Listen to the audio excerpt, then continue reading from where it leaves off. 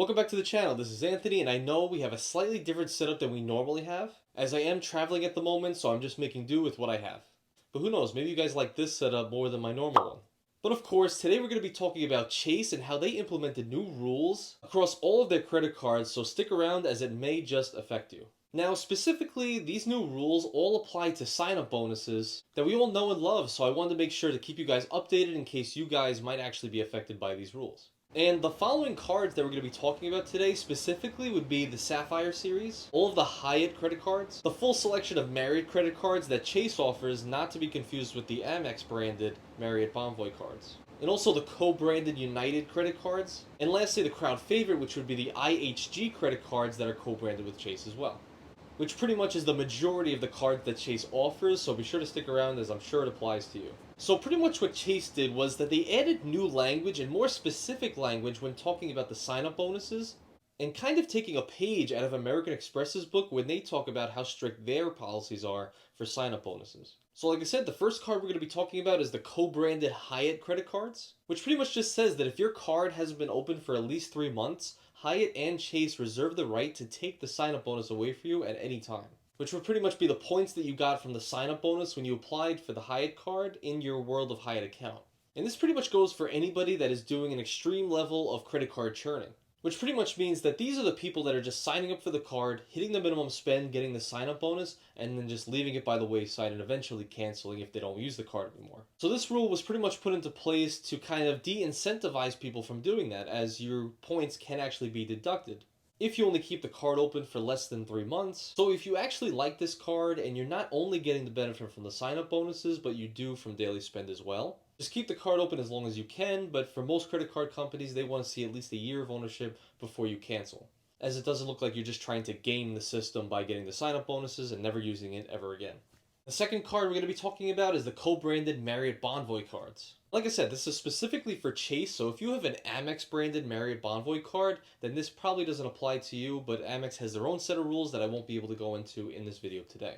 And to be even more specific, the only language that has been changed is on the Marriott Bonvoy Bold credit card. So if you have the Marriott Boundless credit card, this actually doesn't apply to you, which pretty much just states here that if your account wasn't open for at least 6 months, that Marriott and Chase reserve the right to take your sign-up bonus at any time, which is pretty much the same language that they use for the Hyatt credit card, but they give you a little bit extra time, which is 6 months, which is about double the time than the Hyatt card, just for the same reason. So there's no credit card churners, just getting the card, getting the sign-up bonuses, and then canceling it immediately. Next up on the list is all the co-branded United credit cards. And this includes all United credit cards, such as the business side and the personal side. And pretty much the same language we just saw for the Marriott card, that United and Chase have the right to deduct any bonus miles that you receive from your sign-up bonus through your Mileage Plus account. And the last of the co-branded credit cards, which would be the IHG credit cards, which again includes personal and business. Although the language on this one is a little bit different. And you can see right here that Chase states that Chase may close or suspend your account at any time, any reason, including account inactivity,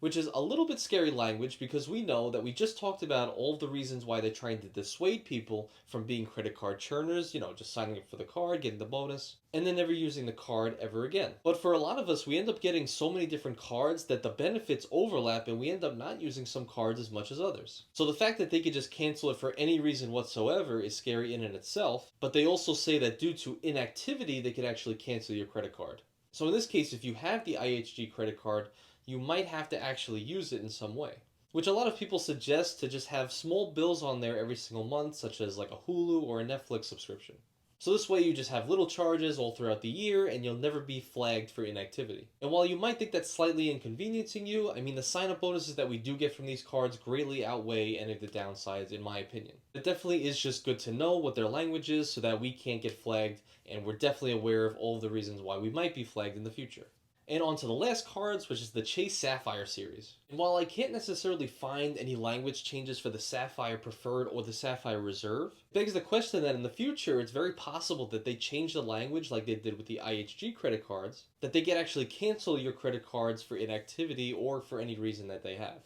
And in that language, Chase also somewhat states that if you were somewhat delinquent with one of your credit cards within one of the rewards programs, meaning like the IHG branded credit cards, or even the Hyatt, or even just the Sapphire series, and you did what we talked about and you just got the sign up bonus and never used it again or canceled your cards, Chase can actually flag you for this and not allow you to get a sign up bonus or even get approved for the cards in the same rewards program. Like, for example, if you have the Chase Sapphire Preferred card right now, and let's say you got the sign up bonus, but you never used the card ever again, and then the card was canceled due to inactivity, that in the future they may actually disallow you to sign up and get approved for the reserve card in the future to get their sign up bonus. Now, a lot of people are wondering, is this actually going to mess with the Chase Quadfecta, which is pretty much just a series of cards that all benefit one another with certain bonuses and whatnot? Which is not necessarily clear right now, but what I would say is you're using your cards appropriately and that each card individually is benefiting you on its own. And if you know of any cards that you have currently that are just sitting there collecting dust with Chase, to get up and start using it so you don't miss out on any of the benefits in the future, or you might be dissuaded from getting the credit card from the other branded cards. Honestly, I think it just makes a lot of sense, and a lot of other credit card issues do this, especially American Express, and we know how strict their rules are. To which actually, if you're interested in knowing all of the rules that Chase and American Express has specifically,